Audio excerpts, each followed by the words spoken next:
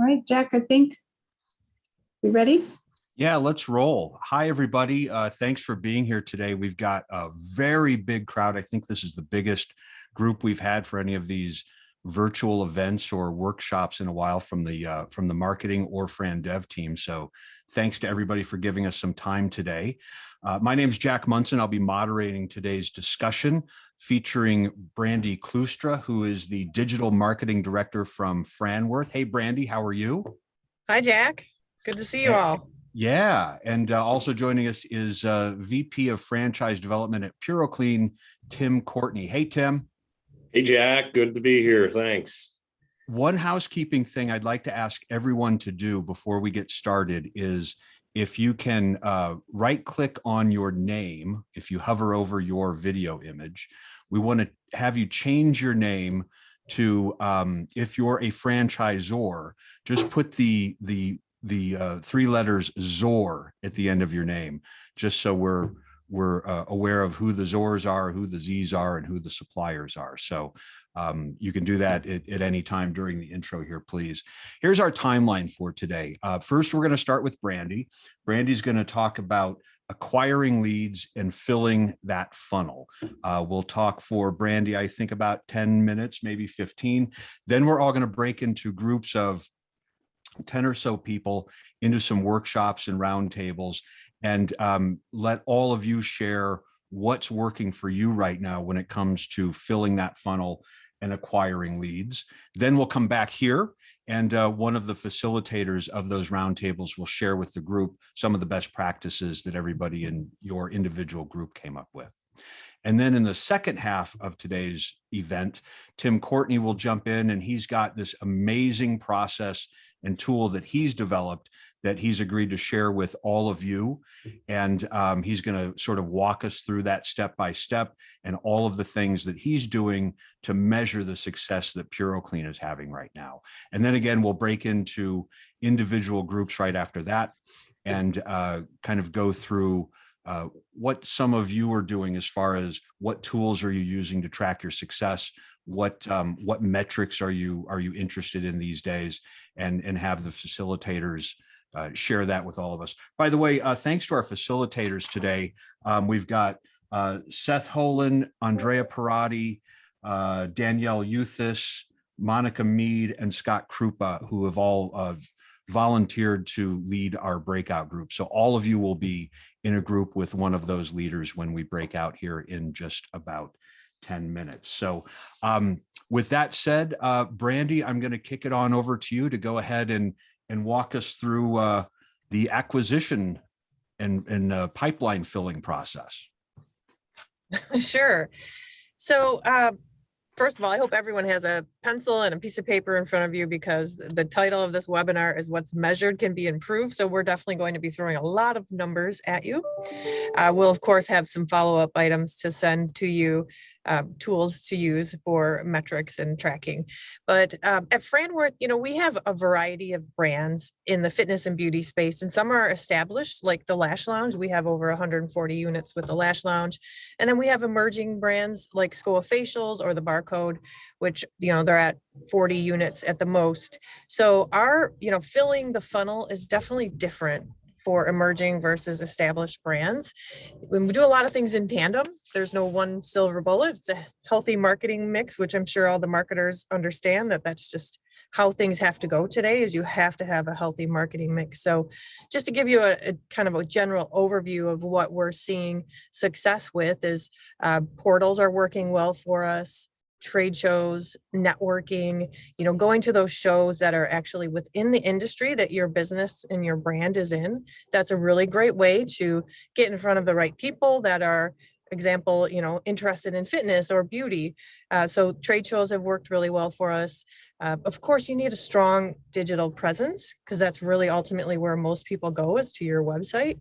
So your consumer website should have a really great presence, tell the story about your business. And again, I've seen a lot of brands that generate a big portion of their franchise development leads from their consumer site. So again, it's really important to make sure your website is great, and we're seeing leads come through our site on a regular basis, of course. Most recently, and what I thought I would highlight today is the success we're having with a social media campaign and utilizing LinkedIn and Facebook. And at Franworth, as I mentioned, we manage multiple campaigns at one time. So we definitely have to lean on outside partners, subject matter experts, and we utilize a digital agency, the Skylark agency, to manage our day-to-day campaigns, all the optimizations. And really, before any significant investment, we write a project scope. So that's something that people either love or hate. Show of hands, who writes project scopes before any significant investment? Okay, that's great. So from the screen, it looks like about half of you. But that is something that takes some time up front, but is critical to the success of any marketing campaign and big investment. Outlining your objectives, the target market, specifically targeting what open territories you have, cities, states, etc. Also, outlining what are the KPIs that you're going to measure at the end of the day, at the end of the test. Say you're going to run a campaign for 3 months. What is it that you're going to look at to measure success? So example could be traffic, lead flow, of course, quality of leads. So all those things should be captured in a project scope. And that's one thing that we always make sure we do before, again, a significant investment. Brandy, let me ask you about that investment.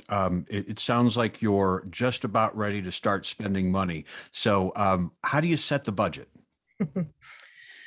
Well, setting the budget can, again, going back to the size of your business, is really going to determine, obviously, your budget. So this is where everyone should get their pencils out, because I have a formula that we use to determine, a starting point for our budget. And because brands vary in cost, brands, like I mentioned before, there's emerging brands, there's established brands. So you may or may not have historic information on conversion rates, cost per lead, etc.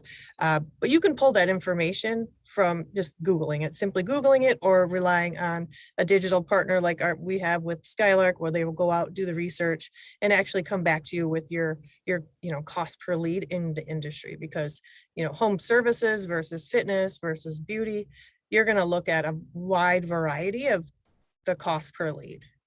So that's the starting point. And keep in mind, when you're looking at different marketing vehicles, we find that, Google AdWords is definitely more expensive than if you were to run an ad in Facebook. So that's something to consider. And, as you're looking at your budget. But the general equation is, first, determine your growth goal. So for the purpose of this webinar, let's just say you want to sell 10 units over the course of a year. And you know that your brand, your sales team, converts at about 1%. Or excuse me, the leads saved from social media convert at about 1% rate. And keep in mind that some brands might, do better based upon brand awareness, etc. It might be harder for emerging brands to convert just because their saturation isn't out there and their brand awareness is not as high as others. But so you have your 10 units you want to open, that you convert at 1%. So that means it'll take about 100 leads, say from social media, LinkedIn, Facebook, to get one sale. So with that in mind, you want to sell the 10 units. So you would actually need approximately 1,000 leads to reach your goal by the end of the year. And again, keep in mind, these are digital leads. Every portals, consultants, they convert at a different rate. But again, looking at social media, let's say your average cost per lead is $75. Then from there, just times that by the number of leads that you will need to actually reach that 10 unit sale over the course of the year. So that is kind of a general overview on the equation of, how we determine our budget, is really just backing in based on our sales goals for the year. Excellent. Let's get into the campaigns themselves. Where are you doing these campaigns, and how are you keeping people engaged in the campaigns?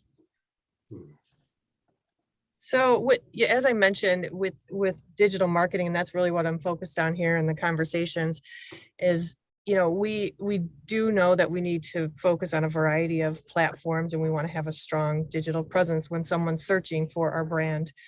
Just simply Googling the brand, we want to make sure that we take up that first page of real estate. So we're making sure we have a strong optimization on our consumer site. So we show up a YouTube channel, Facebook, LinkedIn, etc. So again, you take up that first page of real estate, and no one is really able to capture your brand name when someone is searching.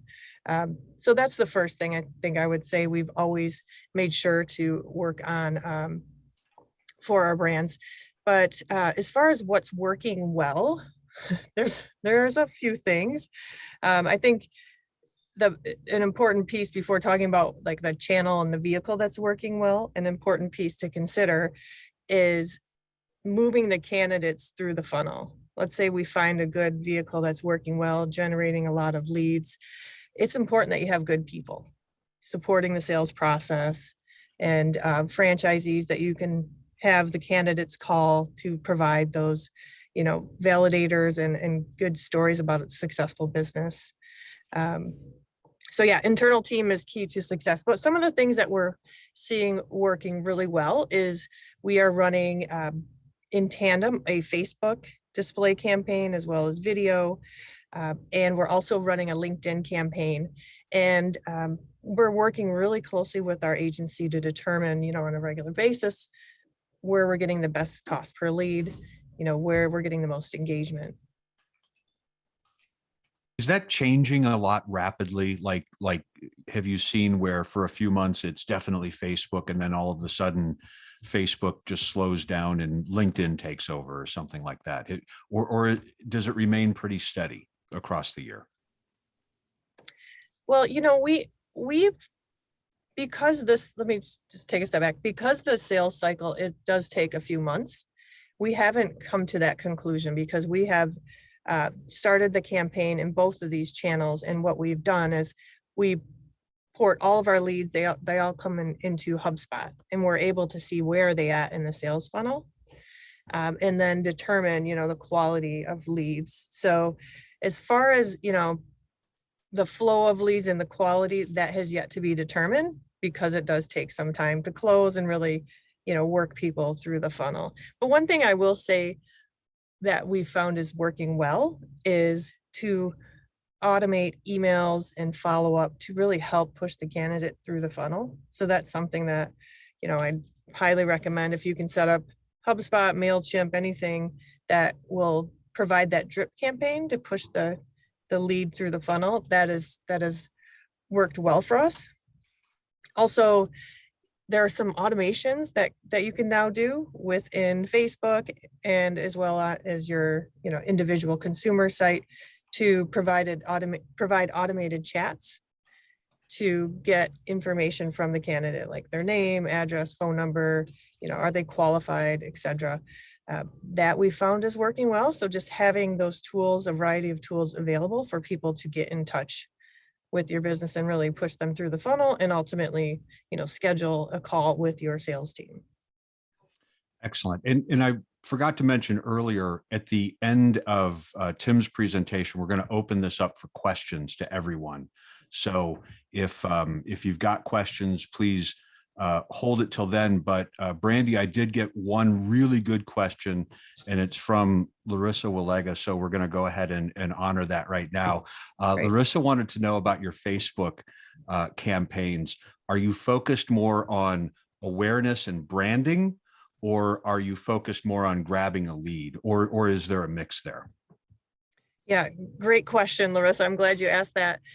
There's so many details within our Facebook campaign, and I really hats off to our agency that's helping us in being agile and looking at, where we should invest in and kind of the trends and what's happening there within Facebook. But what we've done is we've been very targeted to the specific state and even city level, as well as, the interest of the person, the income, etc. So, that's what's really helping us really hone in on just generating leads and quality leads. I mean, the other thing that we found in working with our sales team is, if we can get from the candidate that yes, they have enough equity, to start the business. That is key to qualifying a lead. So those little details, we've worked with our agency to make sure we're getting leads, and that's really been our focus. We are starting a branded campaign shortly. That's something that will come in the next week or so, where we'll have a really strong branded campaign. Excellent. Thank you, Brandy. And I'm sure we'll have a lot of questions for you after our next session. But right now, we're going to go ahead and break into those work groups. So Caitlin and Janine, if you guys want to go ahead and start doing that. The three things we'd like everybody to discuss is what's working for you right now in getting leads. Where are you finding the best leads, the highest quality leads, and how are you tracking and measuring that? So if everybody can just share that. Also, just in the interest of time, when you get into the rooms, facilitators, we're going to ask to just jump right into the conversation, and people can kind of introduce themselves as we go along, just in the interest of time. So we'll see everybody back here in 10 or 15 minutes. All right, everybody should see a pop-up at the bottom of their screen now. All right, it looks like everyone is coming back to the main room. We'll give it just one more second, make sure everybody is back with us. I hope that was enough time to have a good discussion and everybody could contribute. If we need to do a little bit more time next time, please let us know. We'd love to hear that feedback. But let's go around to each of the facilitators. Scott, your group was wrapped up first, so we're going to throw it on over to you. What's working for everybody in your group? A couple of best practices, please. Actually, yeah. I think that what I got out of it as I was facilitating and taking notes is referrals and direct contacts are working really well, which is not new to franchising. Obviously, those are the highest. But what I liked, a couple of them, like Allie was saying, that they are doing in-person events. They're marketing them directly to people with, marketing pieces at their location. So drawing it, and I apologize, I don't remember who said it, but the Hair Club for Men is coming back. And they're calling themselves Hair Club. Well, they're attacking the people that use their product or have been clients, because those people know the product and love it. And so I think actually using your existing client base and the people that use and love your product and going after them that way as well. So kind of a challenge there to really attack your referrals and the people you have direct contact with is what I heard them say the most. Any discussion, if we had time, about tracking and measuring the best results? Didn't get there. It was more important to talk about the best leads and where they were coming from at this point. Yeah, absolutely. And you know what? When Tim goes through his presentation here in a couple of minutes, it's all about tracking results. So I'm sure we'll be talking about that in the next groups as well. Let's jump over to the room that was facilitated by Seth. Go ahead, Seth. Yeah, so we had a good mix of some franchisors utilizing consultants or brokers, and some were emerging brands, some were mature brands. It was spotty, hit and miss on the results, but as the conversation continued, finding the higher quality leads came more organically from your consumers, from your customers, and even from your existing franchisees. So Matt was talking about tapping into the low-hanging fruit and offering incentives to them as well, because that is a market that can continue to grow, a category that can continue to grow. And then Stephanie was talking about Facebook. If you're getting leads from Facebook, connecting with them through the same avenue that they inquired. So not, just automatically picking up the phone and calling them, shooting them a text, message them back through Facebook, because that is how they first initially inquired. Excellent. Thanks, Seth. Let's move over to Andrea. Yeah, we had a lively discussion. We had a group of brand people as well as development people, and we were starting to talk about where leads are coming from. So Facebook and LinkedIn and referrals. And then we started to talk about, okay, the quality of leads, right? Okay, so I'm getting a lot of leads from Facebook, but they're not converting as much. And I'm getting good leads from LinkedIn, but they're incredibly expensive. So we wound up talking more about the role of various leads and understanding even before you embark on a demand generation initiative. I mean, going back to Brandy, where we want to get to is predictable revenue, right? You want to know how many, what is your, how many units do you need to sell? What is your conversion rate? What is your cost per lead? But when you're crafting that overall marketing strategy and that demand strategy, you're going to want to look at a holistic marketing campaign, and you're going to want to know, okay, I'm going to get a lot of leads from Facebook. They're not going to convert as much, but I'll probably get a decent ROI. It might be a little bit more work. I'm going to get not so many leads from LinkedIn. It's going to cost me a whole bunch of money, but you know what? They're probably going to convert higher. Referrals, not Red brought up, referrals. You don't get a lot of leads from referrals, but they have a very high conversion rate and clearly a compelling ROI.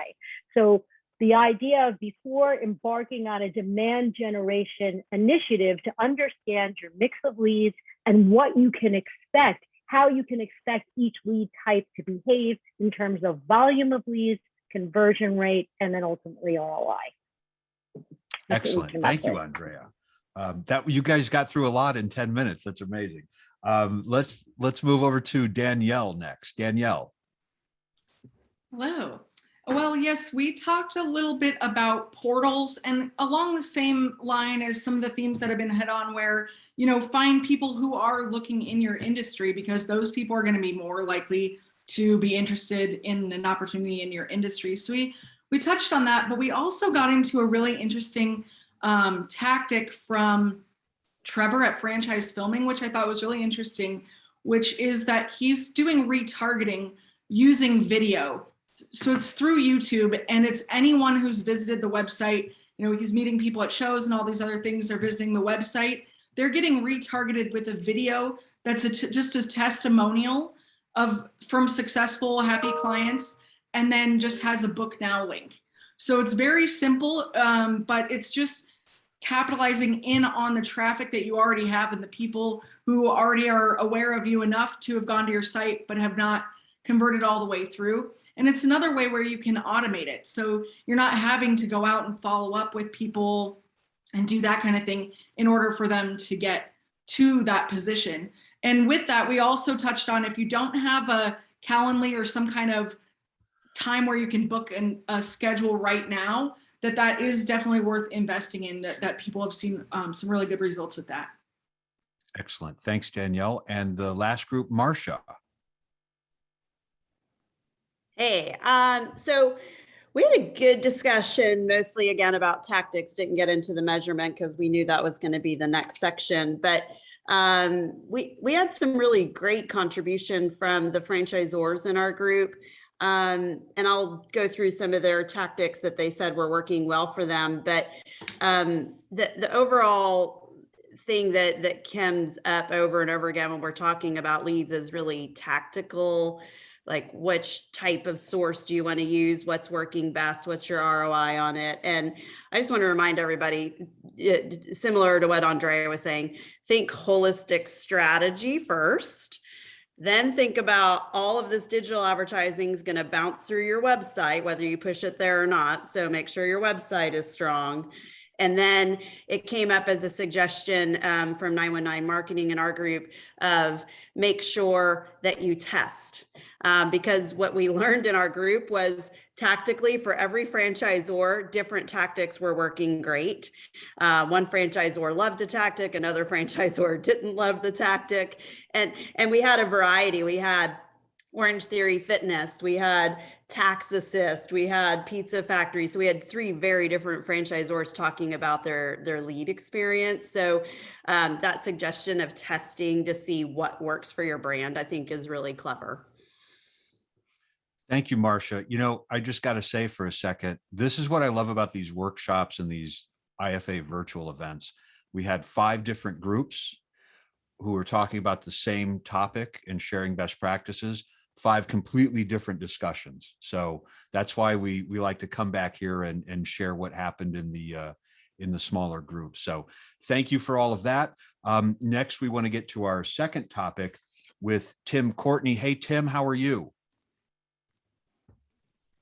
Trying to find the unmute button, but I'm doing good. It's the story of the year, man. So we're gonna walk through this really interesting process and a set of tools that Tim built. And Tim, you built this yourself over the course of the last few years. Is that correct? Yeah, one of my prior brands, Jack, before we bring the thing up on the page up on screen was, yeah, I mean, I when I started selling franchises, you got your leads on paper, and we printed out emails and you kind of logged everything on the lead sheet, so to say. So as CRMs started to come around, and there was really no reporting, so I've just started. This is kind of a spreadsheet that has grown over the years, but still I have not been able to find the level of reporting yet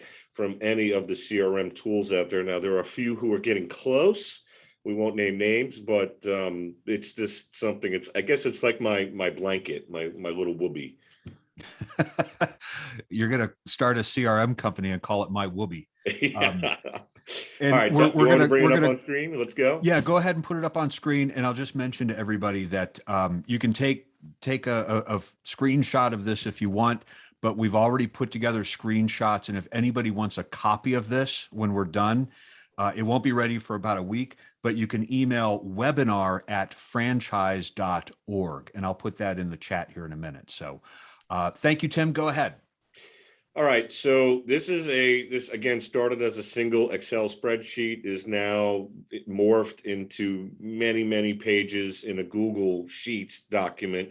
But we thought, as the team that we went through this, that we kind of just got it down to the nitty gritty of the pages that we wanted to show. So this basically is just a graphs dashboard. What I like to do in franchise development is track our progress over the prior 2 years, right? So these are not pure clean numbers. These I've changed the names to protect the innocent, and I have changed some of the numbers, but the story is still kind of in line. Just it's not too over the top fictitious. So 19, 20, 21, let's say, right? So we know 19 was the year everything was going great. 2020 happened, and then the world kind of melts. So this actually, again, just kind of shows what you're doing. This is total leads per month, let's say. So I run reports out of our CRM, leads for the month, log it. So I can now see my lead trends. Okay. For example, real life story. Yes, leads for me are coming down in the current year because I've made some adjustments to some portals. And we'll talk about close ratios per segment later, but portals will drive you a lot of leads. And what we do is we always analyze our portal production and make changes as the year goes on. So you can see now we're starting to dial back down because obviously back in 2019 we had some decent lead volumes as well. I think 2020 was just one of those years everybody wanted franchise information, so that's why we saw a huge spike in leads. But again, you can't just be getting leads to get leads. You need to get leads that convert. So that's why this sheet comes in handy. We also track sold units by month, so I can see the trends. Obviously, again, the pandemic, was a shutdown. How did we fix that? As I said last year, we mashed the gas. We started pouring a lot of funds into advertising, and again, that results in a lot of sales. Where are we tracking from a close ratio? Now, this graph is just based on a calendar year, but I'll show you later in the data sheet where I also look at that on a rolling 12-month basis. I also work with the broker groups. And again, these are kind of, broker leads. all broker groups, what are the broker group leads? What are the broker unit sales? And what are the broker close ratios? Now, what we're looking here is a specific number, a specific percentage of business that we really want to get from our broker groups. Pure Clean was a very heavy broker dependent brand. And what we want to do is find a better mix. And I'll show you how we track that in a second. We also track, if you call it Discovery Day, we call it Meet the Team Day here. Meet the Team Day attendance versus Meet the Team Day awarded, what the close ratio is on that.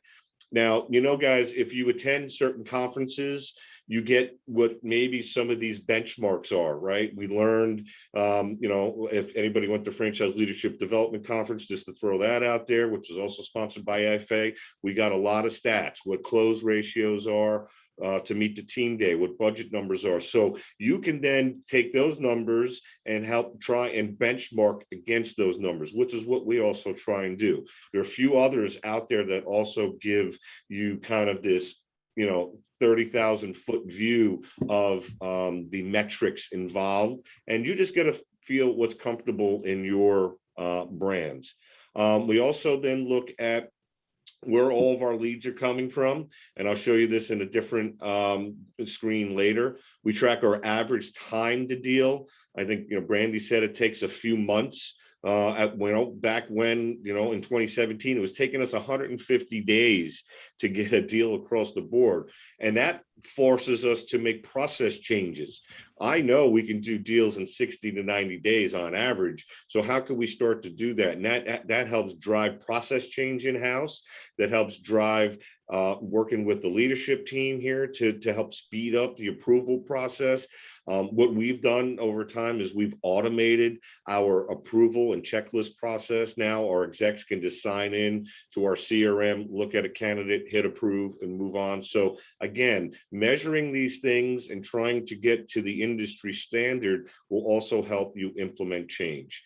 I also look again at the current year versus a 3-year historical average to see how we're trending against that. And then here's that broker deal. I mean, we were once, at one point 60% broker, and the percentage now of our business is now 19%. Again, close numbers, tells the story, not actual numbers. But it does tell the story of now how we've balanced that out by doing more native advertising and things of that nature. So you need to figure out what's my percentage going to be if I'm using consultants, if I'm using native ads, if I'm using this, where do I want that balance? And that can be tracked across anything that you want to try and do that. And then everything's just driven from my data sheet. I pulled this in from our CRMs. Okay, and I got all this historical data here in front of me. I mean, I can run graphs, for all these years on the front if I wanted to. But again, what are the leads per month? What are the leads per sale? What's my pace over the prior year? Same thing with units. Here, this is where I talk about that rolling 12 month, right? So that's my close ratio as of this month for the year, but what is it against the prior rolling 12 months and the current rolling 12 months? So just so you always just kind of have some legitimate numbers on that. We do the same thing with brokers, and we also do the same thing with our Meet the Team Day attendance. Now, those are just like the metrics. I'm a dumb sales guy who just loves stats, right? I love stats, a huge sports fan. And of course, now, what's the latest thing, if anybody watches football, the advanced analytics that Amazon's putting out, the saber metrics that baseball's putting out. So we've just actually started tracking numbers, and again, to start to trend them, applications sent per month, number of sent applications per sale, leads to completed applications. So total applications sent to sales. So what is my qualified leads? How many qualified leads am I getting out of all of those leads that I'm sending out there? And you can actually, my director of franchise development marketing does that per marketing bucket, right? If it's a portal, what does that look like? If it's a print ad, what does that look like? If it's a website, Google, Facebook. So we're actually now trying to drill down into those advanced metrics at that granular level to really making sure that we're honing in on the right stuff. So again, getting into more of these advanced analytics will certainly help.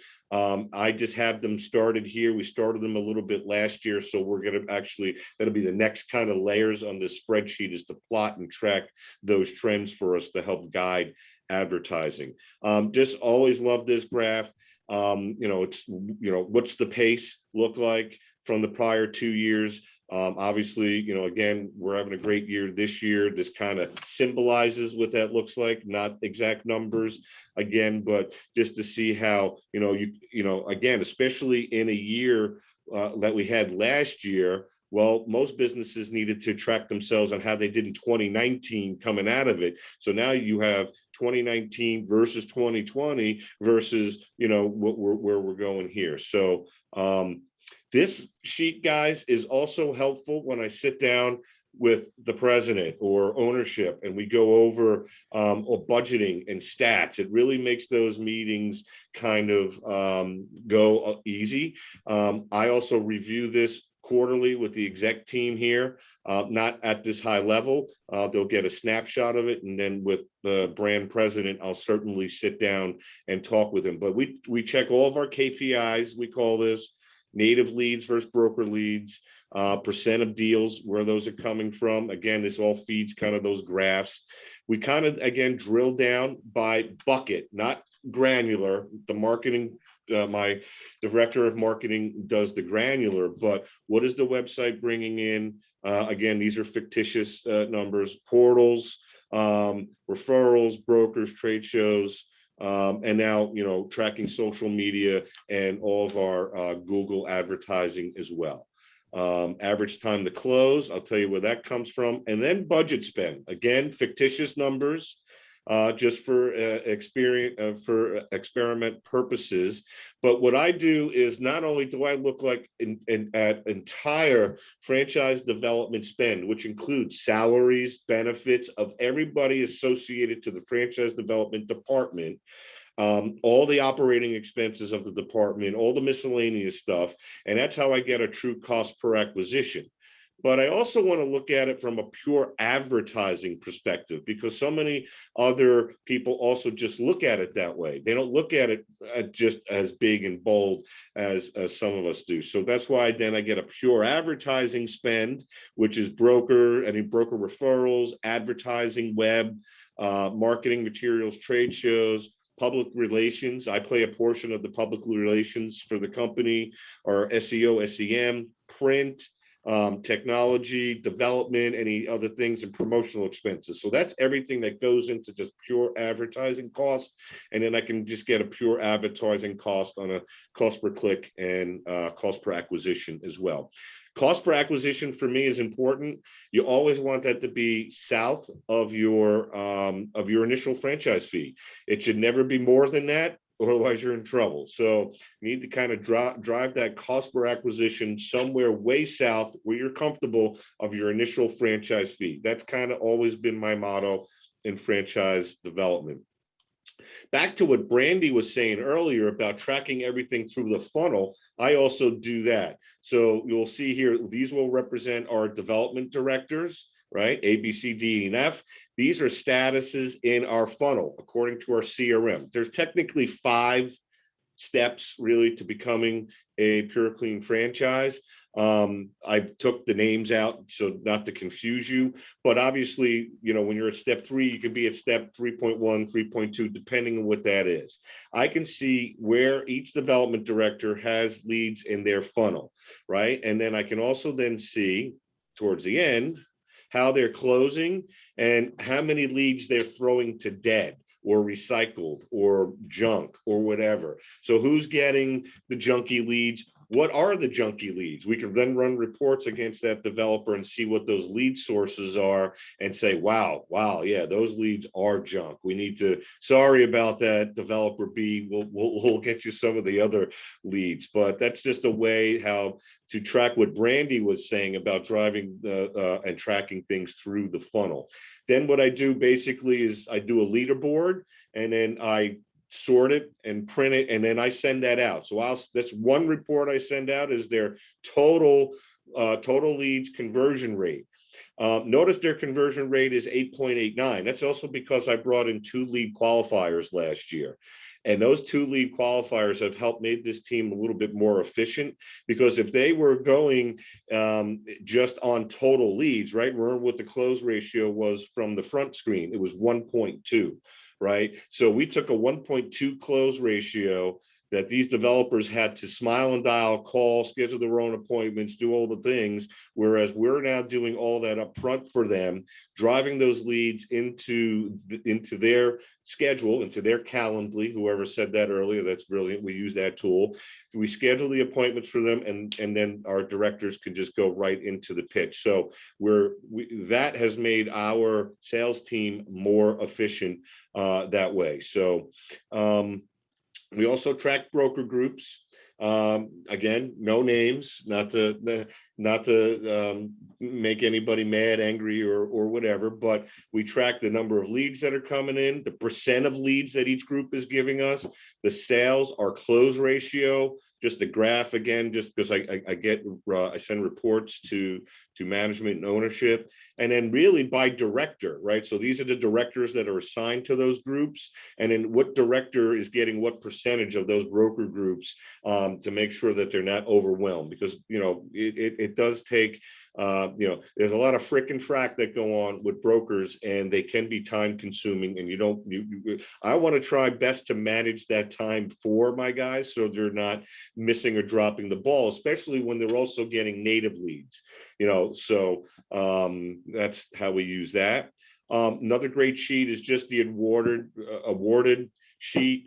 Again, what development director sold, where are they from, what state. This is where I track time to deal. When was the lead inquiry coming in? And then when was the franchise awarded? When did the contract and the money come in? What's the time to deal? That time to deal then just drives down into an overall number. I can also track what my development directors are doing. Who's taking the longest to close a deal? So again, you can help create efficiencies there. Again, bucket and then lead source. So if it's a broker, what group, and then the broker's name who sold the sale for us. Referral, I just put franchise expansion, resale, portal, what portal was it? Referral, what was it? Again, you get the gist. Digital advertising, was it a Google? Or was it social? So again, this is how we're just checking everything and making sure that everything's right. We also track the franchise fees, again, if we need to get a broker announcement, so on and so forth. So this is a great tool, again, to use, breaks out all of that. And I believe and this is really cool too. This is another leaderboard kind of report I get out. It's a pacing report. So this is last year's, quarter by quarter, who hit their goal. So I send this out every month. So the current, let's say the current year would look like this. So Q1, Q2, Q3 is done. Each developer or each development director has a 1 unit goal. Where are they to that goal? And they have a stretch goal and what our pace is. So I screenshot this. It goes out every month, so they see where they are hitting their goals. Green means they hit their goal. Red means they didn't.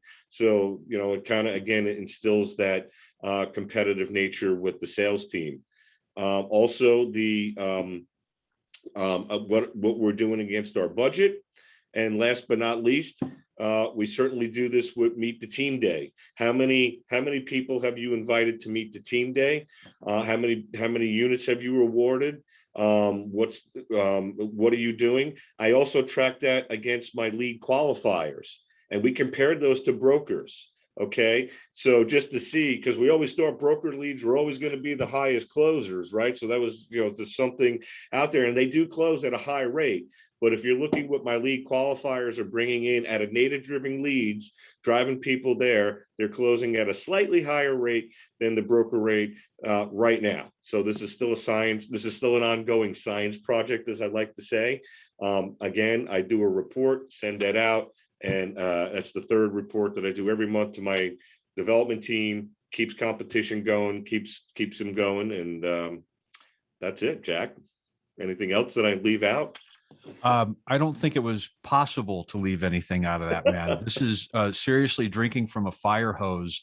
So again, if anybody would like a copy of this kind of generic version of what Tim just walked us through, please email webinar@franchise.org. A couple of quick questions here that have popped up, Tim, and then we're going to go into rooms and come back for the full Q&A. But could you go over real quickly once again what you do with all of this information?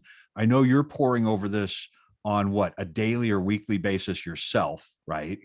How often does the brand president take a look at these numbers, and how often does like the entire executive team get sort of an update from you on what you're seeing? Yeah. So monthly for sure, we will discuss kind of high level numbers with the entire exec team at our exec team meeting.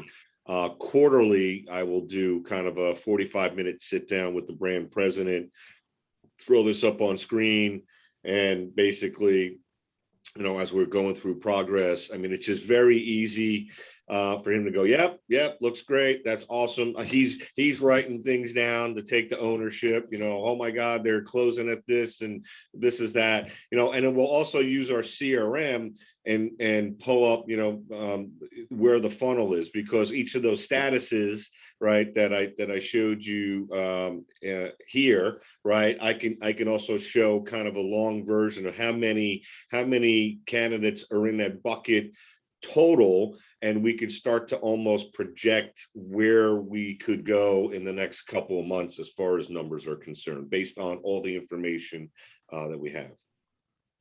Excellent. Okay, let's go ahead and start jumping into our next group of breakout rooms. So we're actually going to do, right? Yeah, go ahead and stop sharing. And we are actually going to Now. All right, welcome back, everybody. We want to take just about 5 minutes or so and go around the room to all of the facilitators and sort of get the one best thing that came out of your discussion, because we do want to keep plenty of time for Q&A with Brandy and Tim. So Brandy, let's actually start with you.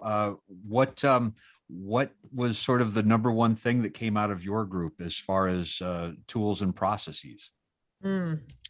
Number one thing, I think a couple of tools that came out, which are really useful for emerging franchisors to determine the equation, because often you don't know how to, you know, we might not have the historic information to determine the cost per lead and get to that overall budget. So there's a couple of tools. One is FranCalc. So francalc.com, you can go in and plug in all your business information, your conversion rates, your cost per lead, and get an estimate. I'm not sure of the accuracy, but it is a good place to start to build your budget. And then there was another tool that we talked about, and this is more of a dashboard. It's a relatively new tool. I've not checked it out, but those that were using it seem to like it, and that's franstats.com. So it actually captures all your information from Google, from portals, puts everything in one nice place, so you can then determine what's working. So I'd say those are the top two things. Excellent. Thanks, Thank you. Seth, over to you. Yeah, so we had a good discussion about, you know, what we're measuring, what metrics we're measuring, and how we use it. You know, that was an awesome spreadsheet, but, you know, sometimes there's just very small teams. So strengthening the sales team of yourself, or you and one other person, you really have to dive into how do you connect with the candidate, but also having the understanding of the brand and what you're selling, having that confidence. And I think the one last thing that we left it at, which I thought was a very good piece, was, you know, some of us are very new to franchising, and some of us don't know what we don't know, and having to rebuild these sales processes, you know, getting out into these webinars, getting out to the conferences, networking, and asking for help, because we're all willing to help each other in franchising. Yep, that's what we're here for. And as far as rebuilding all of this, again, if you want a copy, a sort of a generic copy of what Tim showed us earlier, send an email, and the email is webinars with an S at franchise.org, and we'll get that out to you in about a week. Up next is Scott.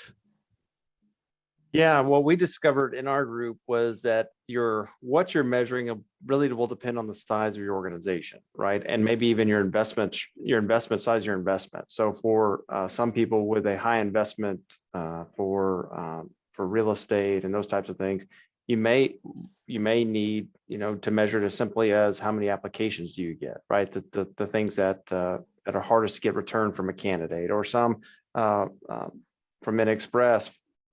How many 15 intro calls is a lead or is a deal. So we're measuring intro calls. So it really depends on the size really of the organization, and maybe some of the hurdles they face. And it's going to be dependent upon you as a manager picking what you want to measure. And then the other thing we all agreed on is we'd like to have Tim and Christina get together. Christina had a 13-page Excel document, so I'd like to see them get together and see who's got the most extensive Excel document to fight over. So that's really what we learned. Yeah, I Excellent. bow down to Tim. I bow down. And now we have our speaker for our next session in 3 months. Thanks, Christina, for volunteering. Danielle, let's hear about your group.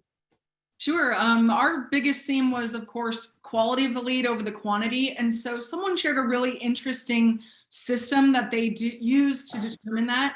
And it's a point system where you establish a point system for each candidate and for how far they got in the process. So if they made it to a step 3, that's more points than if they only made it to a step 1. And then they ranked those by channel so that you could see which channels had the highest points. And so that was, I think, a really interesting approach to do that and to kind of boil that down a little bit more, because that can be really hard to tell.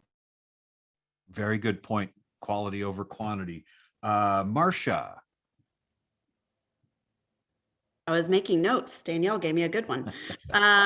So top 2 things that came out of our group came from James with Racetrack and his colleague Allie.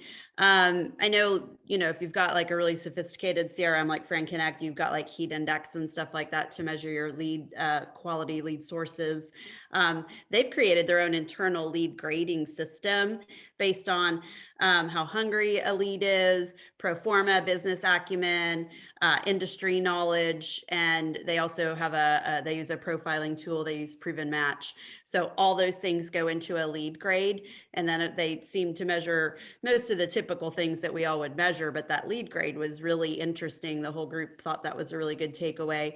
The other thing was most everybody said in our group that they measure and report up monthly. They report up every 2 weeks. Boy, that'd keep you really honest. Yeah, it sure does. Nice. And lastly, Tim, let's go back to you. What was the discussion like in your group? It was actually good. I mean, we had a very good mix. I mean, we talked a lot about our different tools, from I guess HubSpot down through Salesforce, down through FranConnect, through FranchiseSoft. So we covered pretty much everything out there. I think we're just missing a couple of CRMs out there, but I think it's getting them all set up, getting them the campaign, if it's got campaign tracking, making sure that that's set up properly. Making sure that the leads parse in properly, and then trying to figure out how to manage that data. But it was overall was good. We just really spent most of the time on that, and then there was someone who was actually kind of doing it manual. So hopefully maybe they maybe there's some free CRMs out there, I believe, that you can use also that can help manage. You started manual and then you built your own. So, again, we'll share what you're doing with everybody. Just send an email to webinars@franchise.org. We've got just 5 minutes left for some questions for Brandy and Tim. Don't worry about the chat. Just if anybody's got an opening question, go ahead and raise your hand or shout it out.